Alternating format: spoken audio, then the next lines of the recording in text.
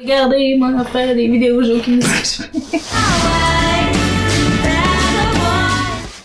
Bonjour et bienvenue à The Highway Vagabond, je m'appelle Alicine Roussel et aujourd'hui, comme à tous les jeudis, eh bien je vous parle de voyage, je vous donne mes trucs, mes conseils, mes anecdotes. Et si vous aimez, eh bien donnez-y un gros pouce et allez vous abonner juste en bas pour avoir mon contenu en primeur. Aujourd'hui je vous donne 5 raisons pourquoi c'est important de voyager à l'intérieur de son propre pays avant de faire le tour du monde. Et la première raison, eh bien c'est parce que vous allez avoir l'air moins stupide, mais tellement moins stupide. Écoutez, j'ai rencontré tellement de gens puis je disais « Oh mon dieu, tu viens de là-bas, qu'est-ce qu'il y a à visiter, qu'est-ce que je préfère si j'y vais? » Puis il me disait j'ai jamais sorti de ma ville. Mais qu'est-ce que tu fais ici d'abord? Ça a aucun sens. Pourquoi tu irais overseas si t'as jamais un peu exploré ton pays, si t'as jamais sorti de ta ville? Et oui, peut-être que t'aimes pas la ville d'où tu viens, mais ça veut pas dire que t'aimes pas toutes les villes de ton pays. Ce qui est le fun quand tu voyages, c'est que tu rencontres des gens de partout dans le monde et quand ils connaissent bien leur pays, eh bien ils te donnent le goût d'aller les visiter et d'aller visiter ce pays-là aussi. J'ai une bucket list de ça de long présentement parce que j'ai rencontré des voyageurs de partout dans le monde qui m'ont inspiré, qui m'ont donné envie d'aller visiter leur pays parce qu'ils connaissaient les bases sur leur pays. Alors renseignez-vous et ça va vous aider et vous allez avoir l'air tellement moins stupide, ça c'est sûr. Deuxième raison, eh bien c'est tellement plus facile de voyager à l'intérieur de son propre pays puisque tu connais les lois, tu sais ce que tu as le droit de faire, ce que tu as le droit de pas faire. Aussi, il y a des gens qui sont là pour t'aider. C'est la même langue, donc t'as pas besoin de traîner un dictionnaire avec toi ou d'avoir un traducteur personnel. Mais si tu vas à l'extérieur et que tu veux travailler, bien t'as besoin d'un visa, mais là c'est quel visa? Et après, si t'arrive quelque chose, eh bien il faut que tu ailles à l'ambassade. Et est-ce que j'ai le droit de porter une camisole là-bas? Est-ce que je sais pas.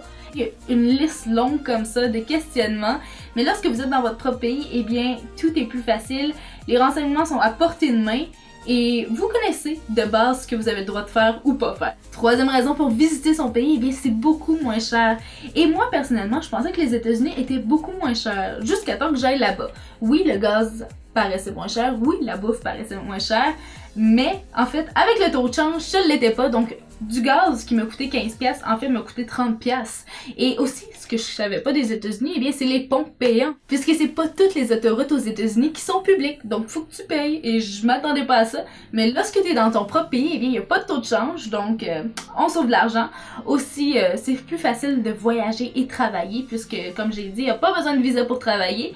Et également, si vous restez dans votre pays, eh bien ça se peut que vous ayez une voiture et ça va être beaucoup moins cher au final que de louer une voiture dans un autre pays. La quatrième raison que j'ai à vous donner, eh bien c'est si vous voyagez d'abord dans votre pays, eh bien vous allez savoir si vous aimez voyager ou pas. Puisqu'il y a des gens qui ont jamais voyagé auparavant, qui partent à l'étranger, qui prennent un visa de 2 ans pour aller en Australie, qui disent ciao ma, on s'en va dans 2 ans, et que finalement ils détestent voyager, qui ont jamais sorti de leur zone de confort de leur vie, et qui se rendent compte qu'ils aiment vraiment pas ça, et c'est correct puisque c'est pas tout le monde qui est prêt à vivre la vie d'un voyageur. Lorsque tu es un voyageur, eh bien toute ta vie tourne autour de ça. Faut que tu sauves de l'argent, faut que tu te fasses un budget. Et après, ça se peut que tu manges des ramen pendant 1 mois. Ça se peut que tu prennes une douche froide pendant 2 semaines. Ça m'est arrivé au Belize, c'était pas le fun.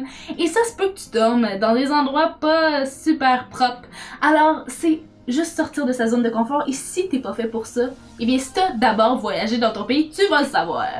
Et la 5e raison que j'ai à vous donner, eh bien c'est que explorer votre pays peut vous faire voir plus de choses que si vous êtes allé à l'étranger en fait. Prenons pour exemple le Canada. Le Canada est le 2e plus grand pays au monde. Et oui. Et à une totale superficie, mes amis, de 9 984 670 km². Wow! Prenons en considération ce chiffre et penchons-nous maintenant sur le continent européen. Pas l'Union européenne, mais bien le continent européen et ses 50 pays, qui a une superficie totale de 10,18 millions de km². Alors si vous avez fait le tour du Canada, que ce soit en voiture, en avion, sur le pouce, eh bien vous pouvez dire j'ai visité 49 pays des 50 pays sur le continent européen.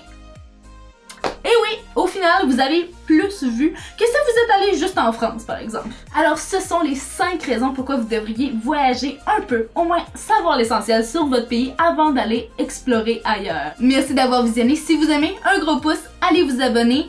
Et nous, on se retrouve la semaine prochaine pour une autre vidéo de The Highway Vagabond. Bon voyage!